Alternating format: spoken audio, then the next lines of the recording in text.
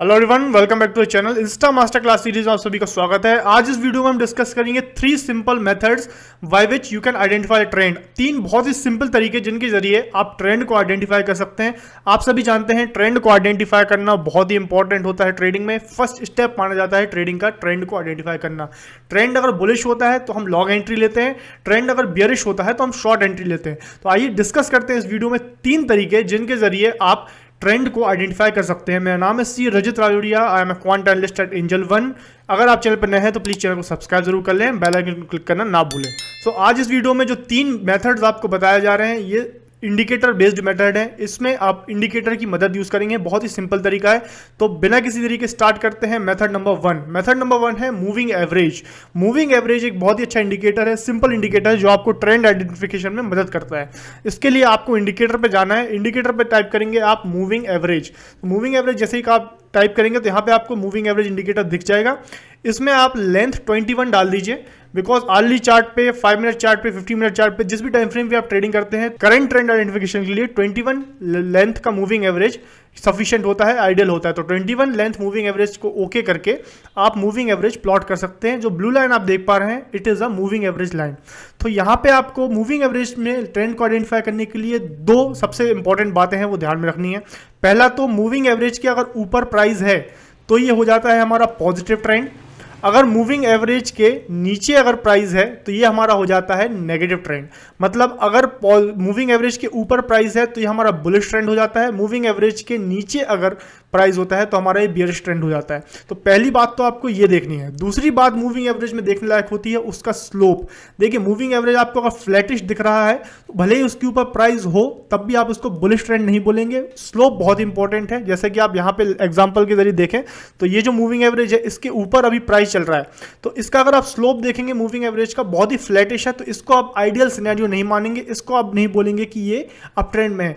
जैसे यहाँ पे आप अगर स्लोप देखेंगे मूविंग एवरेज का बहुत ही बढ़िया स्लोप है, 45 डिग्री, 40 टू 45 डिग्री के ऊपर अगर स्लोप होता है तो वह स्लोप आइडियल स्लोप माना जाता है। जैसा कि यहाँ पे आप देख पा रहे हैं स्लोप जो है, जो आप अगर स्लोप देखेंगे लाइन आपकी इस तरीके की होनी चाहिए, तो ये आइडियल सिनेरियो माना जाता है। अगर जैसे कि यहाँ पे आप स्लोप देखें ये फ्लैटिश स्लोप है तो यहाँ पे आप कभी भी डिटरमाइन मत कीजिए कि इसके ऊपर अगर प्राइस है तो ये बुलिश हो गया है, इसके नीचे अगर प्राइस है तो बियरिश हो सकता है।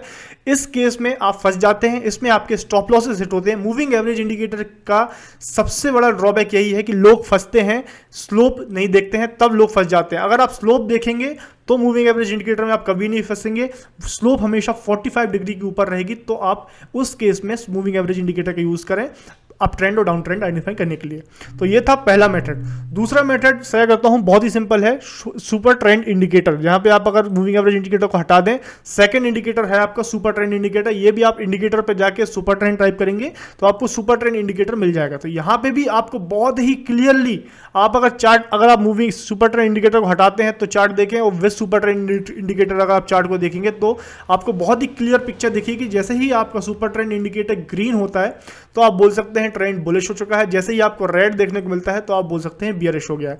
तो जैसे ही रेड से ग्रीन कन्वर्ट होता है सुपर ट्रेंड तो आप बुलिश सिग्नल का, बुलिश ट्रेंड का स्टार्ट समझ सकते हैं, और जैसे ही ग्रीन से रेड होता है सिग्नल तो आप बियरिश ट्रेंड की शुरुआत समझ सकते हैं। तो ये बहुत ही एक सिंपल तरीका है ट्रेंड को आइडेंटिफाई करने का, वह था super trend.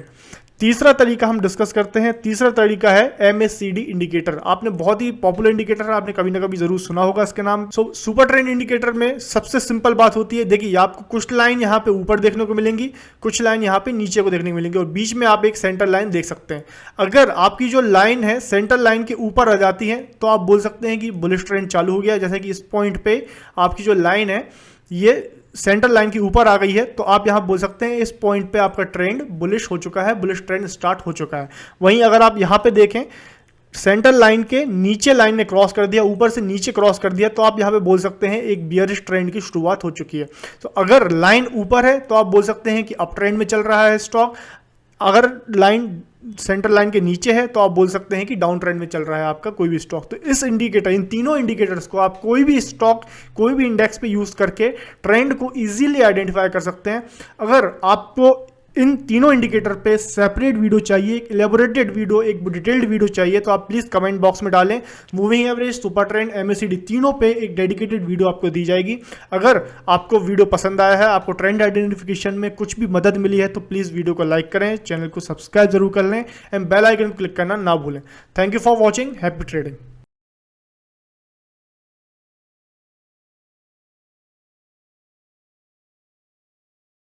Investments in securities market are subject to market risks. Read all the related documents carefully before investing.